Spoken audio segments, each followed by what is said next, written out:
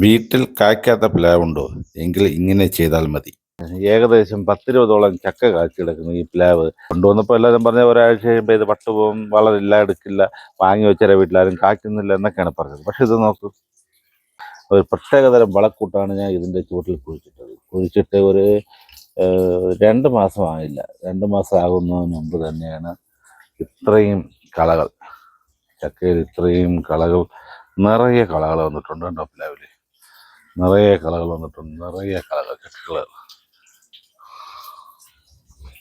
ഇതെല്ലാം തന്നെ കായാകുന്നതാണ്, കൊഴിഞ്ഞു പോകുന്നതല്ല. ഇത് കൊഴിഞ്ഞു പോകും, ഇത് കൊഴിഞ്ഞു പോകും. നമുക്ക് ചക്ക ഇത് പ്ലാവിൽ ചക്ക കൊഴിഞ്ഞു പോകും എന്നറിയാനായിട്ട് നമ്മൾ നോക്കേണ്ടത് വേറൊന്നുമില്ല.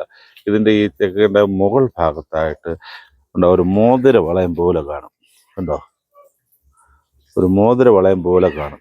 ഇതുണ്ടെങ്കിൽ ഈ കളകളൊന്നും കൊഴിഞ്ഞു പോകത്തില്ല. ഇതാണ് പെൺകളകളെന്ന് പറയും. ആൺകളകളാണ് ഈ കാണുന്നത്. ഇത് കൊഴിഞ്ഞു പോകും. ഇതായിരിക്കുന്നു, കണ്ടോ, ഇതൊക്കെ കൊഴിഞ്ഞു പോകും. ഇതേപോലെ മോതിര വളയമുള്ള ഇതും കൊഴിഞ്ഞു പോകും. ഇതുണ്ട് മോതിര വളയമുള്ള വളയം. ചക്കയിൽ മോതിര വളയം കണ്ടോ, ഈ ചെറുതുണ്ട്, ഇതിലും മോതിര വളയമുണ്ട്. ഇതൊന്നും കൊഴിഞ്ഞു പോകത്തില്ല. ഇതെല്ലാം കള്ളക്കളകൾ. ഏകദേശം ഒരു 10-20ഓളം വളം കിട്ടും. അതിൻ്റെ വളക്കൂട്ട് എന്താണെന്ന് അറിയാമെന്നുള്ളവർ, അതിൻ്റെ വളക്കൂട്ടിൻ്റെ രഹസ്യം അറിയണമെന്നുള്ളവർ എന്നെ മെസ്സേജ് ചെയ്താൽ, അതൊരു പ്രത്യേകതരം രഹസ്യക്കൂട്ടാണ്.